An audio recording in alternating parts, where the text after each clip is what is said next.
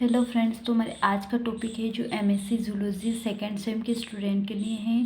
Paper second की unit third का fourth question है म्यूटालिज्म सहउपकारिता।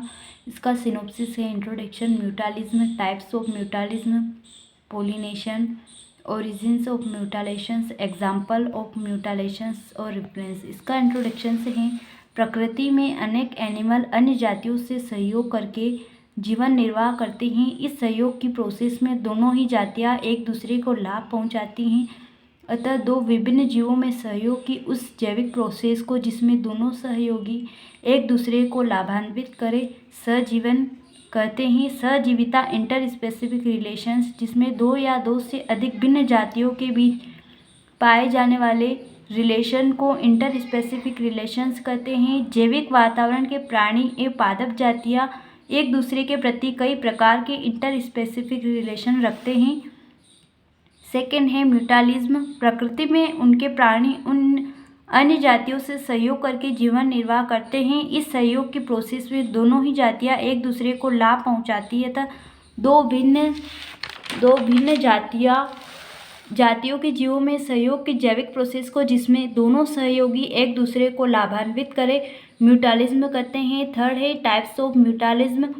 निर्भरता या अनुपात के आधार पर म्यूटालिज्म निम्न टू टाइप की होती हैं। फर्स्ट है ऑब्लिगेटरी म्यूटालिज्म। यह जीवन के दोनों पक्ष एक दूसरे पर पूर्णतः निर्भर रहते हैं और अलग होने पर उनका जीवन खतरे में पड़ सकता है। यह सहजीवन प्लांट एंड एनिमल में भी होता है। सेकेंड है फैक्चुलेटेटिव म्यूटालिज्म। विकल्पी म्यूटालिज्म में सहयोगी पक्ष एक दूसरे को लाभकारी सहयोग तो देते हैं, परंतु दोनों अलग हो जाने पर उनके जीवन को कोई खतरा उत्पन्न नहीं होता।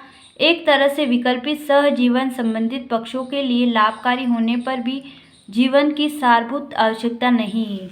फोर्थ है पॉलिनेशंस। पुष्पी पौधों में लैंगिक प्रजनन की पूर्णता मेल गैमेट और फीमेल गैमेट के बीच सहयुग्मन होना आवश्यक होता है। इस स्थिति की सुनिश्चितता के लिए परागण की क्रिया होती है। वनस्पति में किसी फ्लावर के एंथर से निकले पराग कणों का उसी पुष्प या उसी पौधों पर स्थित किसी अन्य या उसी जाति के किसी अन्य पौधों के पुष्प सुग्राहक वतिकाग्र तक पहुँचने की क्रिया को परागण कहा जाता है। परंतु म्यूटालिज्म के अंतर्गत यह क्रिया धनात्मक अभिक्रिया के अंतर्गत आती है। यह इंटर स्पेसिफिक एवं इंट्रा स्पेसिफिक रिलेशंस के अंतर्गत आता है। इसमें दोनों पॉपुलेशंस के जीव परस्पर सहायता करते हैं एवं दोनों पक्ष या किसी एक पक्ष को लाभ पहुंचता है। यह सहायता विकल्पी होती है। फिफ्थ है ओरिजिन ऑफ म्यूटालिज्म। म्यूटालिज्म इवोल्यूशंस की उत्पत्ति विभिन्न परिस्थितियों के अनुसार म्यूटालिज्म का इवोल्यूशन भक्षक शिकार परजीवी परपोषी के संबंधों के कारण हुआ। प्रारंभ में इस संबंध में एक सदस्य द्वारा दूसरे सदस्य हेतु संसाधनों के स्थायित्व में वृद्धि की गई। संभवतः इसी क्रिया संसाधनों के स्थायित्व में वृद्धि की गई। संभवतः इसी क्रियाशीलता के कारण प्रथम सदस्य की फिटनेस में वृद्धि हेतु जैसे एक परपोषी में परजीवी संक्रमण के प्रति सहनशीलता का गुण परपोषी के स्वयं के फायदे के लिए तिरस्कृत किया जाता है।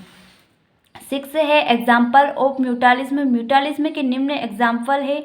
फर्स्ट है pollinations by animal. Honey bee butterfly अपना भोजन नेक्टर या अन्य पादप उत्पादों से प्राप्त करते हैं और बदले में उसका परासरण करते हैं। अगला है dispersal of seeds and fruits. जंतु द्वारा प्राय सीड्स एंड फ्रूट एक स्थान से दूसरे स्थान पर पहुंचाए जाते हैं। चिड़िया, मैमल्स, जंतु आदि फलों को खाने के बाद सीड्स को मल उत्सर्जन द्वारा विभिन्न स्थानों पर गिरा देते हैं। लीचेंस म्यूटालिज्म को दर्शाते हुए यह एक ऐसा एग्जाम्पल है जिसमें